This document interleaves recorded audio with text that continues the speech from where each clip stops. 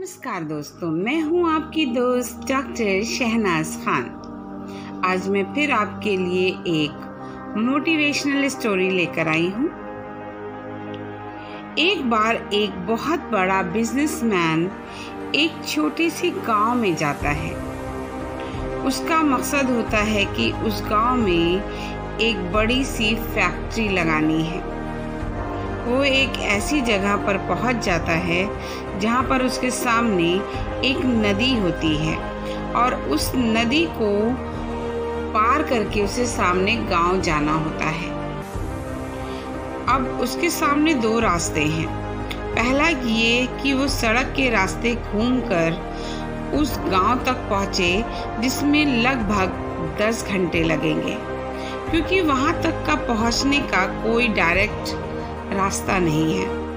दूसरा रास्ता ये था कि एक नाव में बैठकर नदी के रास्ते वो गांव तक पहुंच जाए, जिसमें केवल 20 मिनट लगेंगे। उस बिजनेसमैन ने अपना टाइम बचाने के लिए नाव के जरिए गांव पहुंचने का रास्ता तय किया। वो नाव बहुत छोटी थी जिसमें वो बैठा था, जिसमें एक तरफ वो आदमी बैठा था जो नाव चला रहा था और दूसरी तरफ बिजनेसमैन बैठा था। नाव में बैठने के थोड़ी देर बाद उस बिजनेसमैन ने नाव वाले से पूछा, तुम्हें पता है तुम्हारी नाव में कौन बैठा है? तो नाव वाले ने बड़े भोलेपन से कहा, नहीं साहब, मैं नहीं जानता, आप कौन हैं? तब बिजनेसमैन ने कहा, अरे तुम अखबार नहीं पढ़ते हो क्या? मेरी फ़ोटो हर दूसरे तीसरे दिन अखबार में छपती है। तो नाव वाले ने कहा, अरे साहब, मुझे पढ़ना लिखना नहीं आता। मैं बहुत छोटा सा था जब मेरे पिताजी गुजर गए थे और अपने परिवार का ध्यान रखने के लिए मैं बचपन से ही काम में लग गया था, इसलिए मेरा स्कूल बचपन में ही छूट गया था।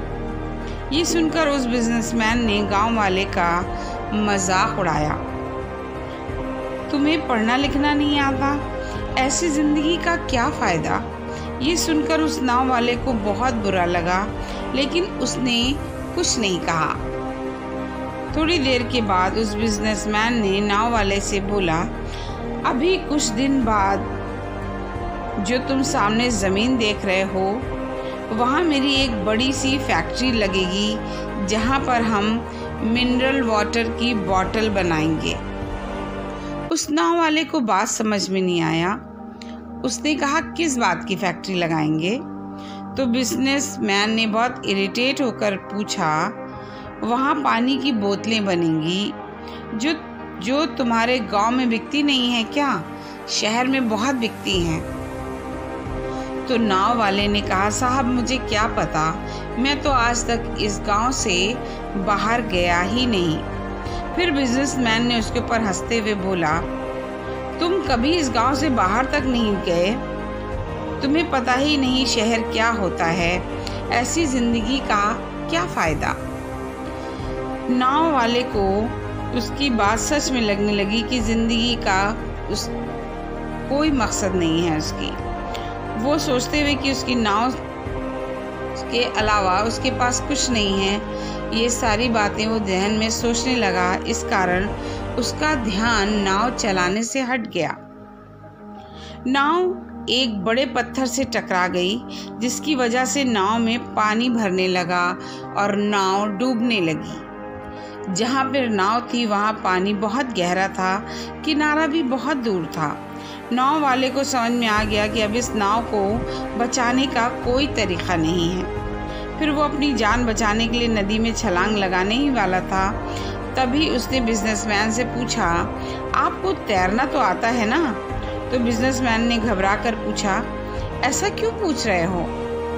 मुझे तैरना नहीं आता।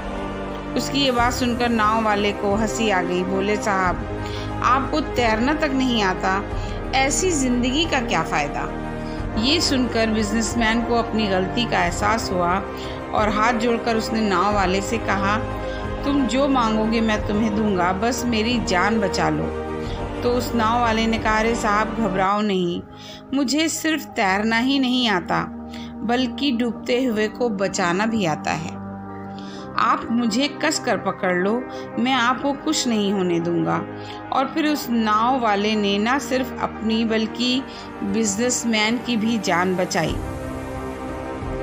तो हमें इस कहानी से बहुत बड़ी सीख मिलती है कि ज़िंदगी में कभी भी किसी का मजाक नहीं उड़ाना चाहिए या उसे कभी कम नहीं समझना चाहिए, क्योंकि हमें नहीं पता कि कब, कहाँ और कैसे किसकी ज़रूरत पड़ जाए।